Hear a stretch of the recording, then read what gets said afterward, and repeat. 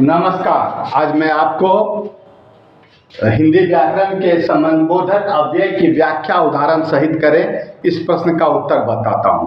तो सबसे पहले ये जानिए कि संबंधबोधक अव्यय कहते किसे हैं। तो इसका उत्तर होगा वह अव्यय जो किसी संज्ञा या सर्वनाम का दूसरे शब्दों के साथ संबंध बताता है उसे संबंधबोधक अव्यय कहते हैं। दूसरे शब्दों में हम कह सकते हैं कि जो शब्द किसी संज्ञा या सर्वनाम का दूसरे शब्दों के साथ संबंध जोड़ता है वह संबंधबोधक अव्यय कहलाता है। इसको आप उदाहरण के द्वारा अच्छी तरह से समझ सकते हैं। तो उदाहरण है, मेरे घर के पीछे पोखर है। तो पीछे जो है यह संबंधबोधक अव्यय का उदाहरण है। देखिए, पोखर और मेरा घर ये दोनों के बीच संबंध बताता है ना, यह संज्ञा है। उसी तरह से पेड़ के नीचे शेर बैठा है, पेड़ और शेर के बीच संबंध बताता है नीचे। इससे और धन के बिना किसी का काम नहीं चलता, किसी का, है ना, धन के बिना।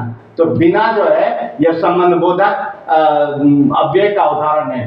पीछे, नीचे, बिना, ये संबंधबोधक अव्यय का उदाहरण है। दूसरा है संबंधबोधक और क्रिया विशेषण में बहुत सारे ऐसे अव्यय हैं जो दोनों में प्रयोग होता है। तो इसको समझने के लिए आपको ध्यान रखना होगा कि जो शब्द किसी क्रिया के पहले आकर क्रिया की विशेषता बताएगा वह क्रिया विशेषण होगा, और जो शब्द क्रिया की विशेषता न बताकर दूसरे शब्दों के साथ संबंध जोड़ेगा उसको हम संबंधबोधक अव्यय जानेंगे। उसके उदाहरण से आप अच्छा तरीका से समझ सकते हैं। रमेश कमरे के बाहर खड़ा है। यहाँ बाहर जो है संबंधबोधक है।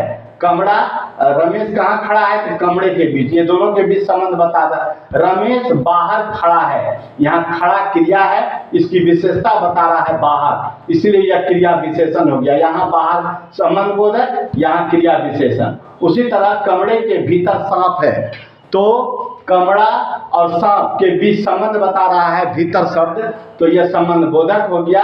अब भीतर जाकर देखो, जाकर जो है यह क्रिया है, तो भीतर जो है यह क्रिया विशेषण हो गया।